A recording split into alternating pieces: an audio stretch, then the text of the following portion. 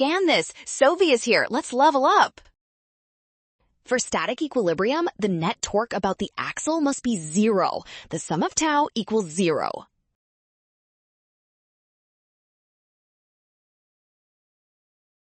R. In B, the force F0 at the end gives torque RF0. The 4F0 force acts at R over 2 and 30 degrees, so only its perpendicular component matters. Tau sub t equals R over 2 times 4F0 sine 30. RF0, it acts oppositely, so net torque is 0. In C, F0 at the end gives RF0, and the 2F0 force at distance R and 30 degrees gives tau equals R2F0 sine 30 degrees. R0, again, opposite. Therefore, the correct answers are B and C.